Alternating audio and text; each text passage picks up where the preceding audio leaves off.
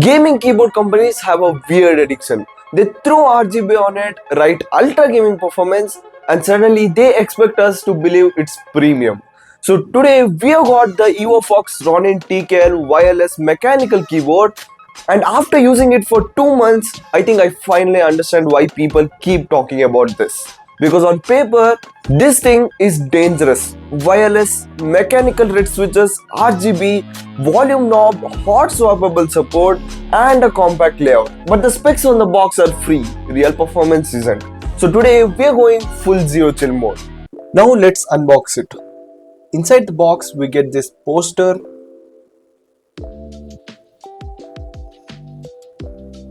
another poster with some benefits, and this is the warranty card, and this is the user manual, and this box consists of a USB cord which is 2-in-1. You can charge it and you can use it as a USB.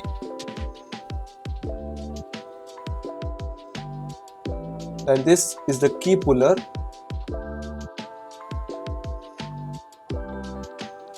And these are some extra red switches. And finally, this is the keyboard. Now this is a TKL layout, and TKL stands for 10 keyless, meaning no number pad. Some people panic when they hear this, and let's be honest, unless you're secretly an accountant at night, most people barely touch it. Removing it gives you more mouse space, cleaner desk setup, and better gaming position.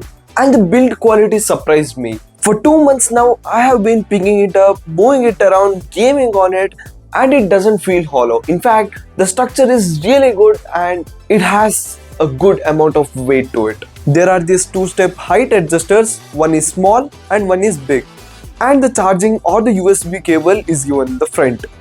And the volume knob, I didn't think I would care, but now I keep using it every time. Volume knobs are one of those things that nobody asks for until they use one. The keyboard has a gasket style design and hot swappable support, which are the features usually pushed towards the higher priced categories. Now most of the people will not know what is hot swappable.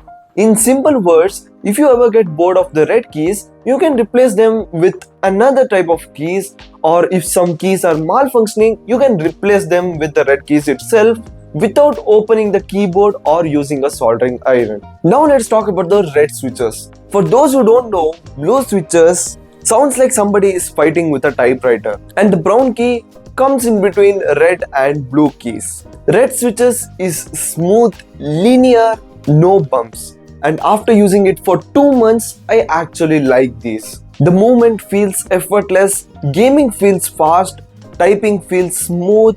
But there's something important. If you're coming from a membrane keyboard, you may accidentally press some keys for few days. That's because the actuation point in the red keys are lighter than the membrane keys. And once you get used to this keyboard, going back to the membrane keyboard feels illegal. Now the sound test time. Listen. That sound is actually pretty satisfying. Not loud enough to annoy the person sitting next to you, and not silent enough to make you feel deaf. Somewhere just in middle. Now let's talk RGB, because apparently some people do buy keyboards for their looks or the RGB colors. And the RGB actually looks surprisingly good. Not those weird uneven lights where half of the keyboard is alive and the other half just gave up. Effects are smooth, brightness is strong, and honestly, in a dark setup, this thing looks expensive. Moving on to connectivity, this keyboard gives you Bluetooth, 2.4 GHz wireless, and a wired mode that gives a connectivity of total 5 devices. Now, if you're thinking I just said 3 of them, in Bluetooth connectivity, there are 3 types of devices that can be paired to the keyboard. Basically, PC works, tablets works, mobile works.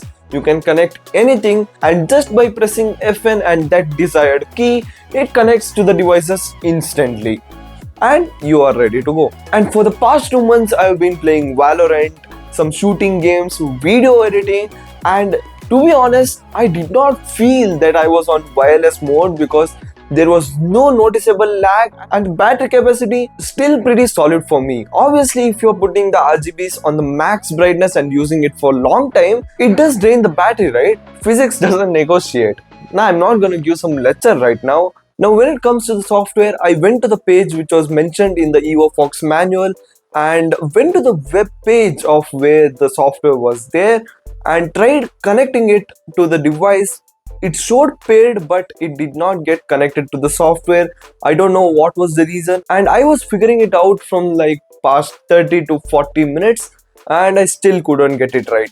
If you guys got it connected with the software, then let me know in the comments what I did wrong. And there was even an option for the video on connection guide, and when I opened it, I think they were meaning connection of the keyboard to devices and not the connection of the keyboard to the software. And I even checked some of the videos where some other reviewers were reviewing about this keyboard, and in that reviews they were having a software to download them in the system, but when I opened, it was an web app. That means they have changed the process from a physical file on desktop to an web page that is online. But I think most of the features can be accessed with the keyboard settings itself rather than having a software. Now there are multiple features on this keyboard. If you press FN and up arrow, it can increase the brightness of the RGB, and when it's in max mode, it starts blinking blue. You can decrease the brightness. You can reverse the order by pressing the left arrow button. And you can even change the colors by pressing FN and the right arrow. You can change the patterns of the RGB by pressing FN and the slash button, which is right below the shift button. You can increase the speed of the RGB by pressing this FN and plus button, and you can even slow it by pressing FN and minus button. You can even off the RGB with FN and delete key. Currently this keyboard is placed at around 3700 rupees and it may vary anytime.